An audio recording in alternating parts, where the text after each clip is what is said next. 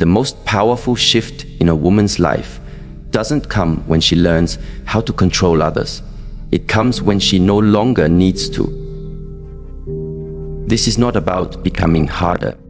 It's about becoming clearer. A smart woman doesn't fight to prove herself. She simply is. And that presence is what unsettles those who are unready to meet her depth. What if the very thing you've been taught to soften is the very thing that protects your spirit? What if your clarity isn't intimidating?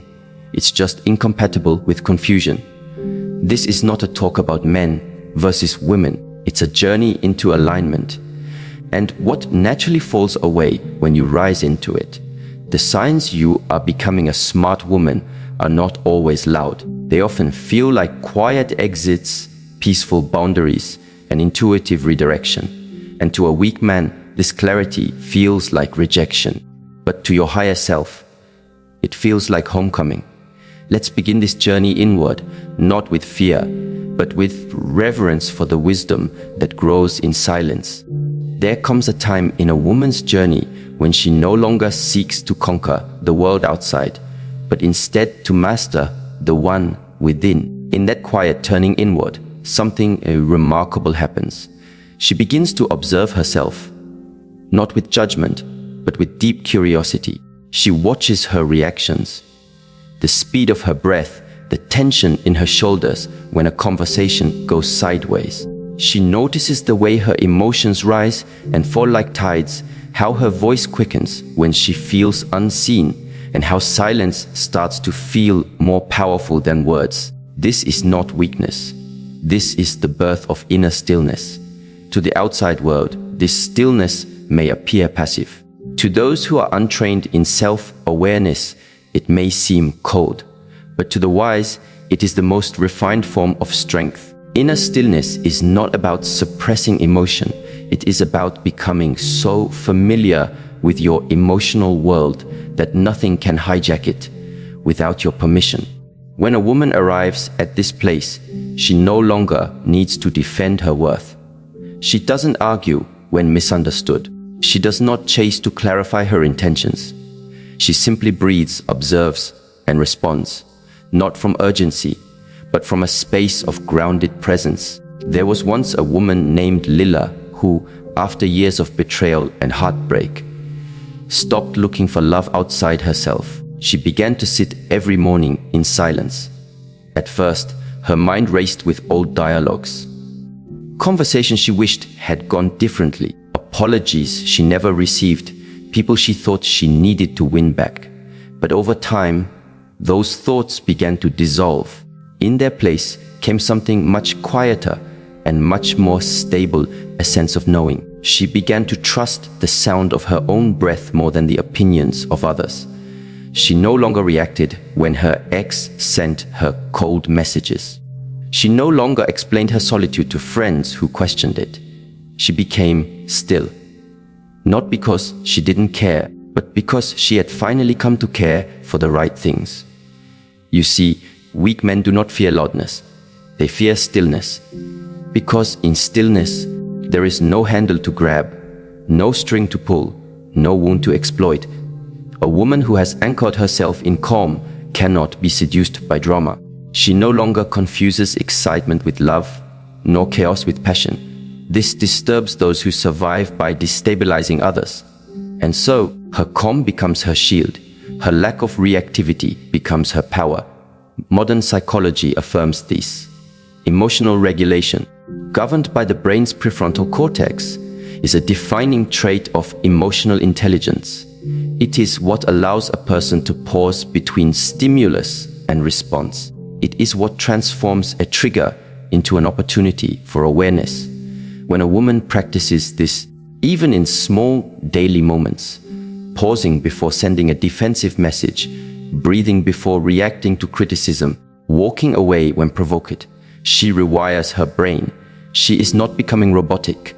She is becoming sovereign. It is said in Eastern teachings that the untrained mind is like a monkey, leaping from branch to branch, thought to thought, emotion to emotion.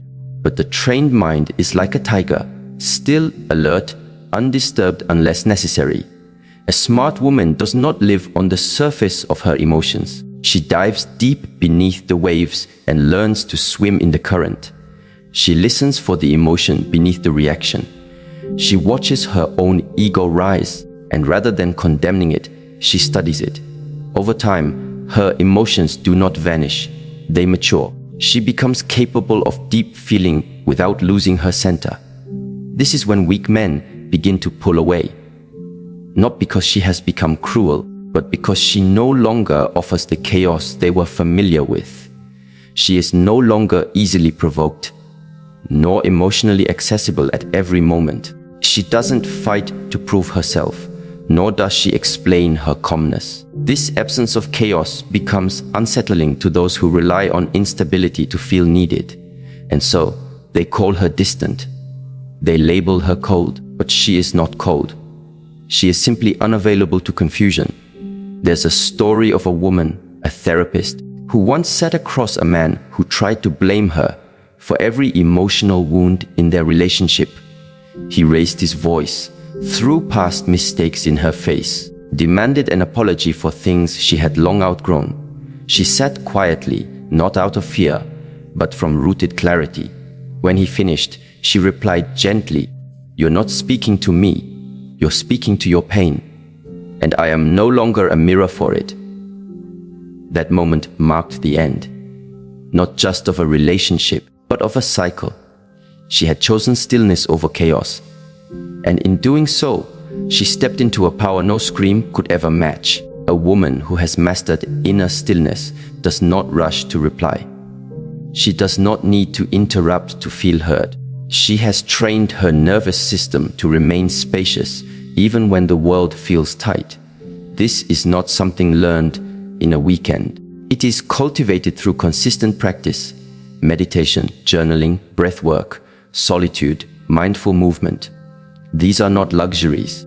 They are necessities for the woman who seeks to live above manipulation. As her stillness deepens, something else begins to shift. She no longer feels the pressure to be liked. This is the second transformation. She replaces approval seeking with discernment. She stops asking, "Do they like me?" and begins to ask, "Do they align with me?" This one change collapses decades of emotional struggle. In early stages of life, many women are taught to be agreeable, to avoid conflict, to smile even when disrespected. But the smart woman learns that peace is not found in being liked, it is found in being honest. And so, she begins to observe where she overextends, where she edits herself to avoid discomfort, where she gives in the hope of receiving. Then she begins the quiet process of reclaiming those pieces. At first, this may feel unnatural. Saying no may feel like guilt. Honoring your own rhythm may be mistaken for selfishness. But over time, discernment becomes your compass. You begin to feel the difference between chemistry and compatibility, between effort and overcompensation, between being kind and being compliant.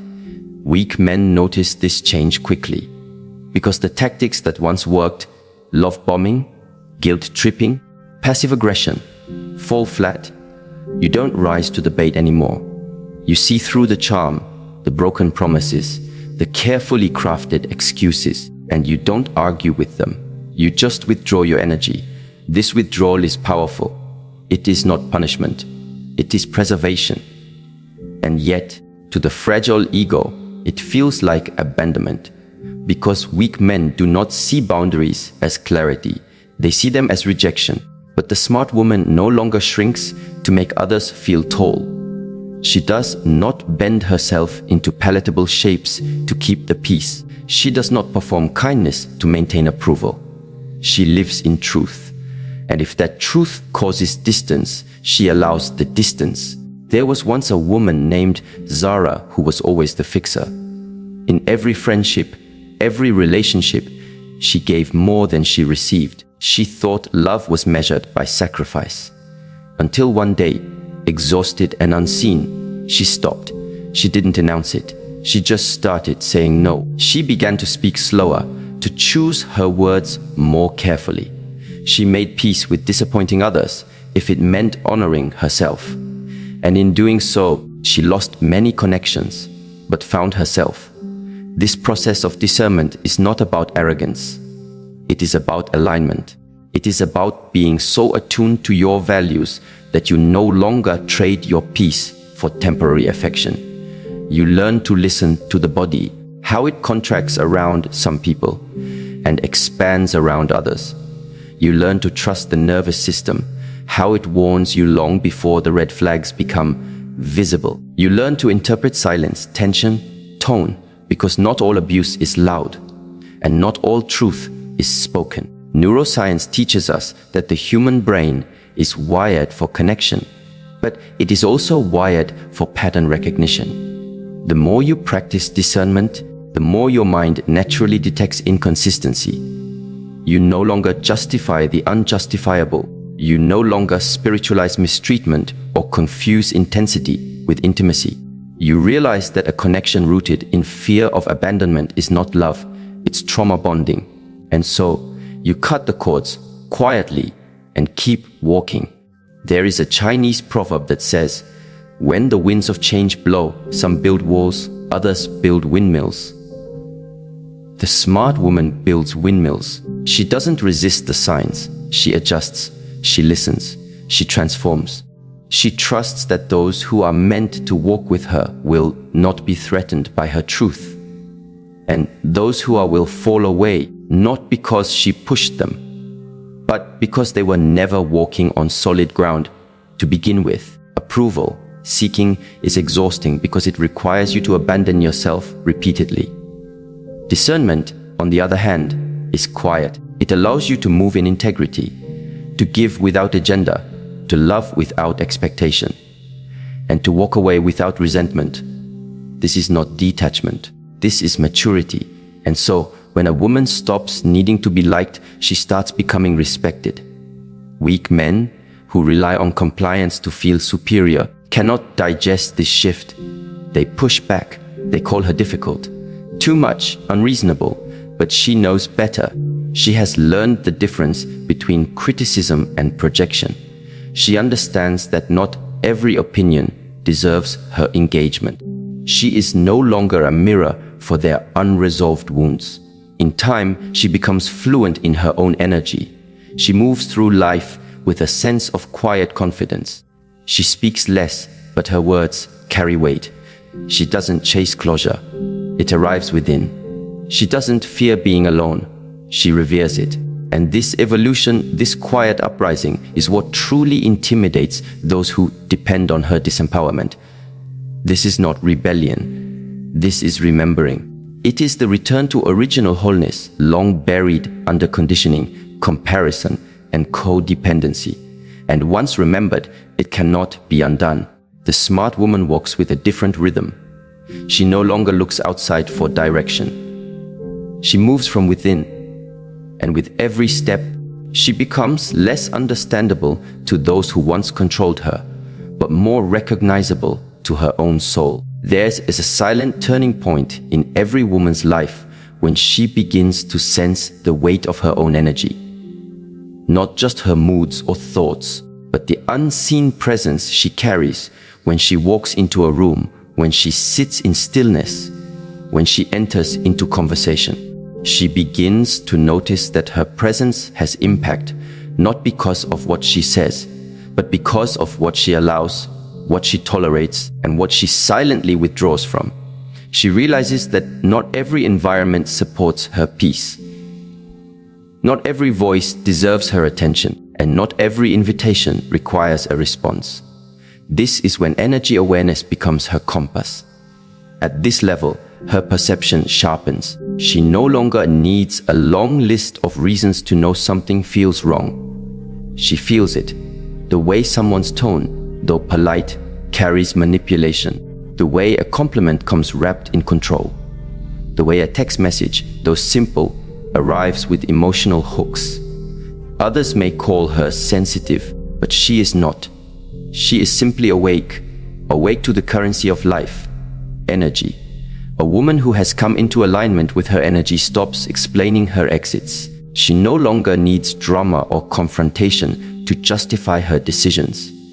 She simply leaves, inwardly or outwardly, when the frequency no longer matches her values. Weak men are confused by this because they've been taught to operate through words and performance. They do not understand the silent clarity of a woman who does not argue, but also does not stay. Consider a woman named Yasmin. She had spent years in relationships where her intuition was dismissed as paranoia. Every time she voiced her discomfort, she was told she was overthinking, and so she learned to suppress. But over time, her body began to speak louder. Fatigue, anxiety, a knot in her stomach every time she ignored her gut. One day, after a particularly draining dinner with someone who smiled with their mouth, but not their eyes, she didn't argue. She didn't explain. She simply excused herself, went home, and decided she would never betray that feeling again. That night, she didn't just walk away from a person. She walked toward her own energy. What many don't realize is that energy doesn't lie. It carries memory, intention, and truth in a way that words never fully can. The woman who learns to track her energy, when it rises, when it drops, when it feels violated, gains a power that no external validation can replace. She learns to protect her peace not out of fear, but out of reverence, not because she thinks she's better, but because she finally believes she's worthy. Eastern philosophy teaches that everything in life is ki, life force, energy in motion. The way you sit, the way you speak, the way you feel after being in someone's presence. It all affects your life force. When you allow your energy to be siphoned in toxic spaces, you are not just losing time, you are losing vitality.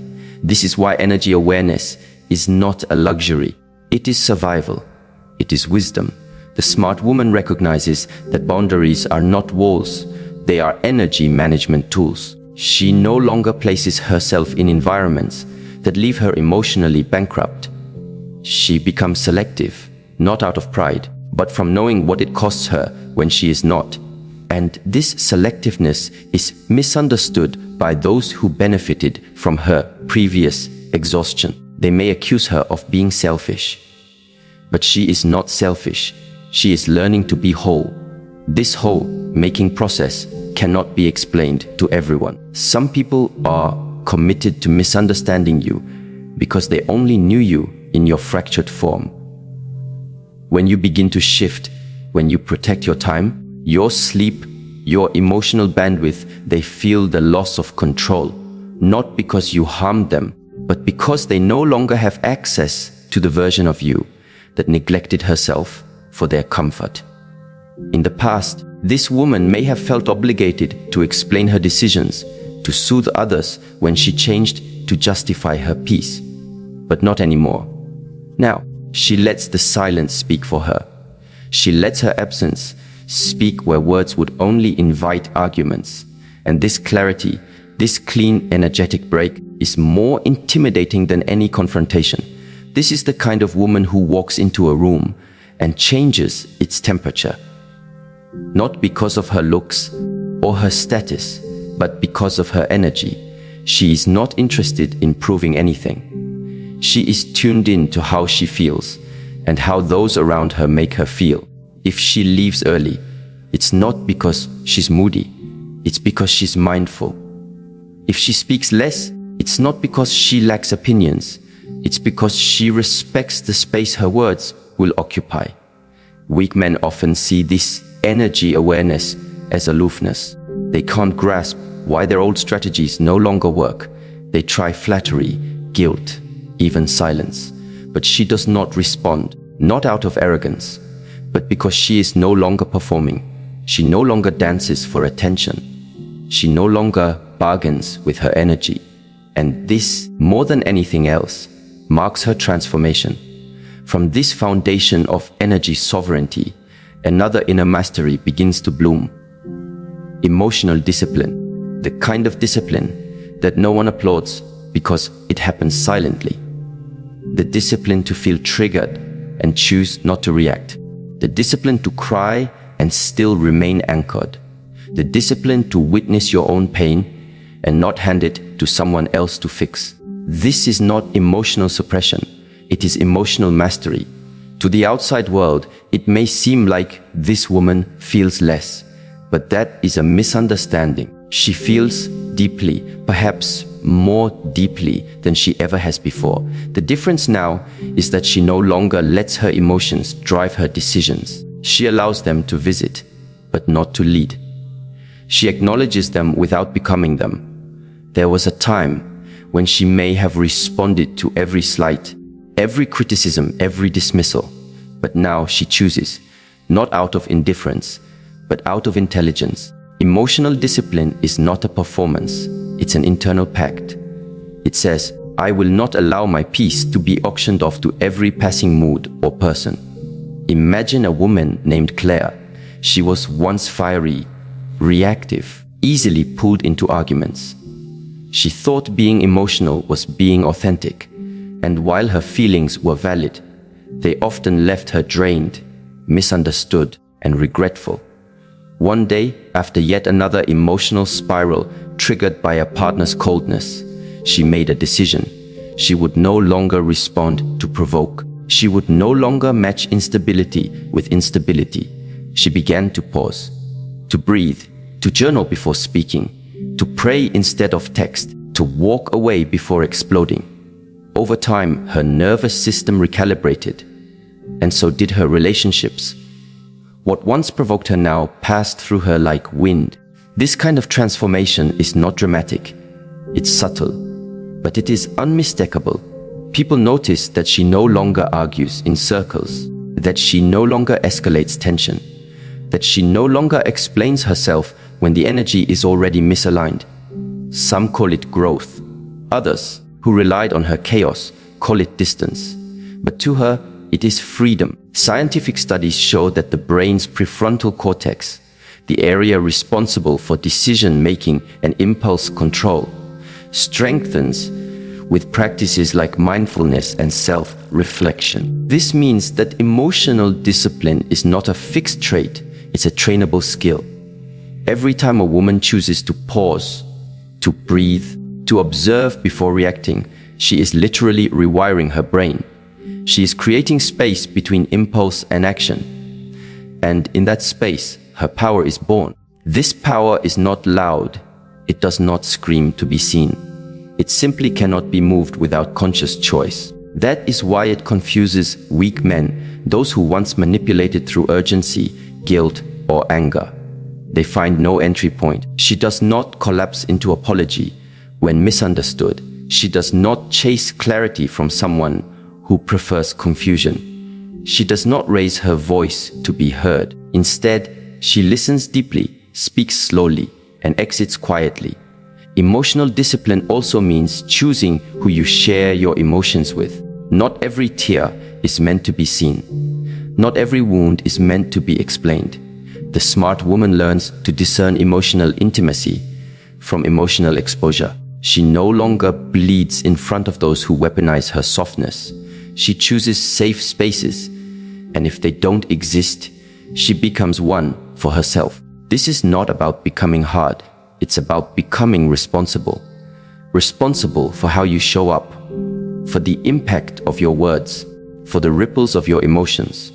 The woman who once blamed projects less. The woman who once feared abandonment clings less. The woman who once needed answers trusts timing more. In every interaction, she now asks herself, am I responding from love or from fear? From ego or from presence? And when the answer is unclear, she waits.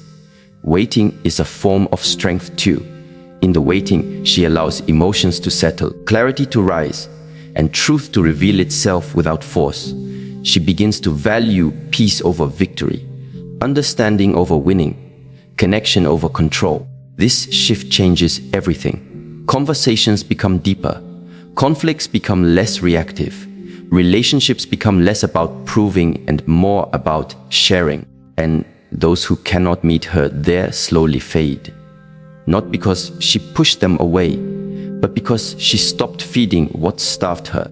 This emotional discipline also teaches her something radical. She is not responsible for how others receive her boundaries, her silence, or her growth.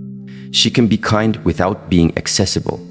She can be loving without being permissive. She can be present without being entangled. There is a calm that comes from knowing you have nothing to prove, a grace that comes from no longer needing to explain your stillness, a confidence that comes from mastering your own emotional world. This calm, this grace, this confidence is not for display. It is for stability, and this stability is magnetic, not in the way of loud attraction, but in the way that presence draws in depth. The woman who has mastered emotional discipline is not interested in shallow connection. She does not crave attention. She craves resonance. She does not chase desire. She embodies it. And so she intimidates those who only know how to engage through chaos. There is an old saying, "Still waters run deep." This is the essence of her presence. She no longer reacts to surface waves. She has learned to sit at the bottom of her emotional ocean, where clarity lives, and from this depth she chooses. Not what is popular, not what is safe, but what is true. There is a certain point in a woman's growth where she stops asking people to tell her the truth and begins to observe how they behave when they think she isn't watching. She starts to understand that intuition is not an accessory to logic. It is its complement. It speaks in ways that do not shout, but nudge. It's not the mind that signals when someone's words are mismatched with their actions. It's something deeper, something rooted in energy and emotion. A smart woman learns to trust this feeling more than polished explanations or rehearsed apologies. She stops needing verbal confirmation of things her body has already detected. This is when she begins to see through people. Words can be crafted, stories can be edited, smiles can be faked, but energy never lies. The moment a woman starts honoring this inner detection system, she removes herself from the role of the prosecutor, trying to gather evidence to confront deception, and steps into the role of the witness. She doesn't need to accuse. She simply pays attention. Weak men are unnerved by this because they rely on confusion to maintain control. But when their contradictions are met with silence instead of debate, with observation instead of reaction, their tactics dissolve. Not because the woman became aggressive, but because she became attuned. Imagine a woman named Sophia. She had always been someone who gave people the benefit of the doubt. She believed in hearing every side, giving second chances, allowing people to explain. But time and again, she found herself betrayed by the very people she was trying to understand. Until one day, after a quiet evening dinner where her partner's words were loving but his eyes kept drifting elsewhere, she felt it. Not fear, not anger, just clarity. Something in her said, "This energy doesn't match the words." She didn't start a fight. She didn't demand answers. She simply began to detach, not from love, but from illusion. That subtle awareness changed everything. Within weeks, the truth came out without effort. But by then, Sophia had already moved on emotionally. She didn't need closure. She had truth. A woman's intuition is often ridiculed or dismissed because it cannot always be quantified. But emotional intelligence is not just about reading what is said, it's about sensing what is withheld. It's the space between the words, the pause before the answer, the energy that enters a room before a person speaks. Intuitive women know these things, not because they're magical, but because they've spent years observing human behavior, listening deeply, and paying attention to the shifts in themselves when something feels off. They've sat in silence long enough to know when something in their spirit tightens, even if their logic says it's fine. There is a term in neuroscience called interoception. It refers to the brain's ability to perceive internal bodily states, Women who have cultivated emotional presence develop a heightened sense of interoception. They can feel when their stomach clenches, when their breath shortens, when their chest feels heavy. They recognize these signals as messages, not inconveniences. They no longer gaslight themselves with statements like, "Maybe I'm just overthinking," or "I don't want to make a big deal out of nothing." Because they've learned energy doesn't lie. This clarity doesn't mean she becomes cynical. On the contrary, she becomes more compassionate, because she knows what it feels like to ignore her own knowing, to abandon herself in pursuit of external validation. Now, she listens first to herself, and in doing so, she no longer needs to argue. She does not explain why she feels uncomfortable. She does not demand proof of deception. She simply adjusts her proximity. She reduces her exposure. She softens her voice while strengthening her boundary. People who rely on manipulation are deeply unsettled by this kind of woman. They want to lure her into defensiveness. They want her to fight so they can twist the narrative. But she doesn't. She smiles. She stays kind. But she does not stay available. And that is what truly shifts the dynamic. She is no longer tangled in the performance. She sees the script unfolding and quietly exits the stage. There's a story of a woman named Priya who was dating a man who seemed perfect on paper. He said all the right things, met her friends, even spoke of a future. But every time they were together, she felt drained afterward. Not hurt, just depleted. Something in her felt off, even though nothing obvious had happened. Eventually, she stopped trying to analyze and just started observing. Over time, patterns emerged. His generosity came with subtle expectations.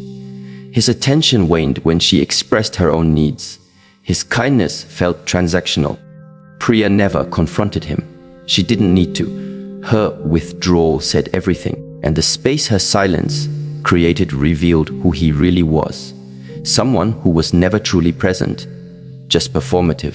This kind of woman no longer fears being misunderstood because she is more committed to her peace than to being right. Her intuition has matured into discernment. She doesn't panic when red flags appear. She quietly takes notes.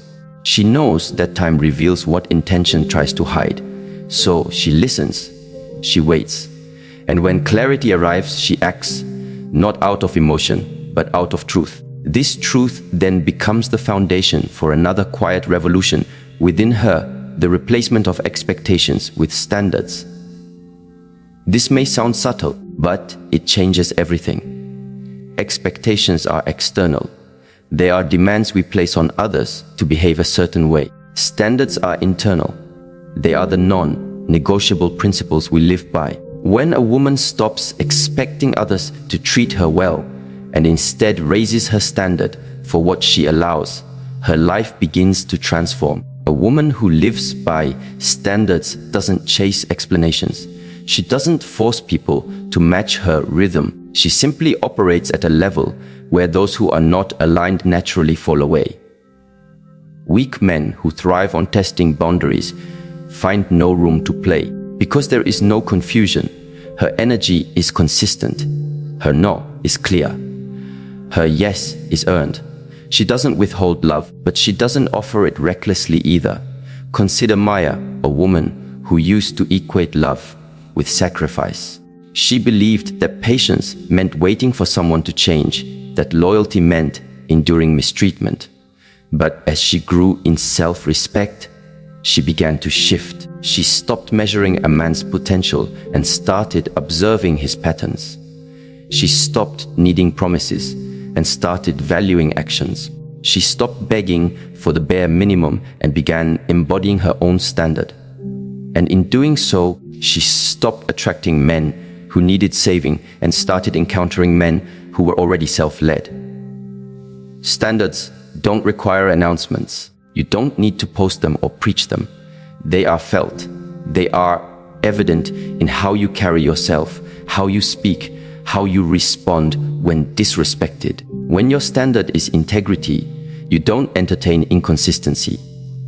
When your standard is respect, you don't stay in situations where you have to repeatedly ask for it.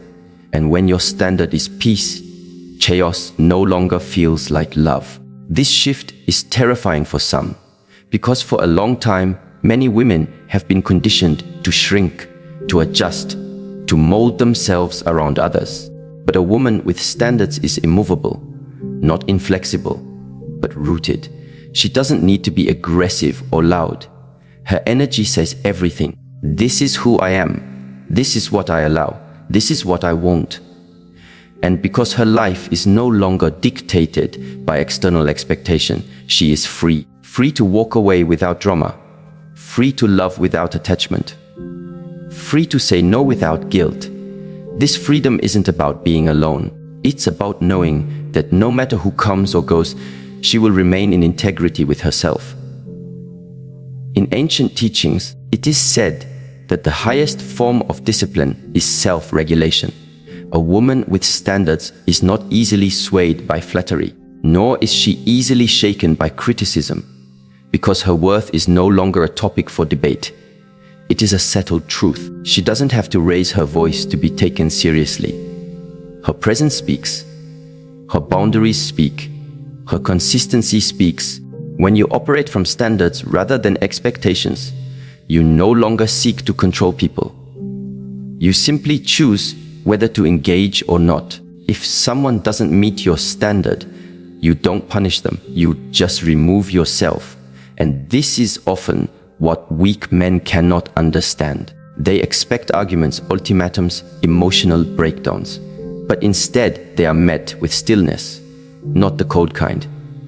The kind that is born of inner alignment. And this stillness is where her power lies, because she's not pretending.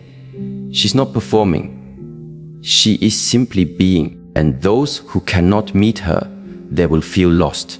Not because she confused them, but because they've never encountered someone so rooted in self. There is nothing more disorienting to someone who relies on manipulation than a woman who knows who she is. Her confidence is not in her appearance, her possessions, or her titles. It's in her choices, in her clarity, in her refusal to settle for less than truth. She no longer argues for love. She no longer proves her worth. She no longer justifies her standards. Because she has learned when you are rooted, you don't chase storms. You become the calm they break against. A truly smart woman no longer moves through life seeking approval, chasing affection, or explaining her worth.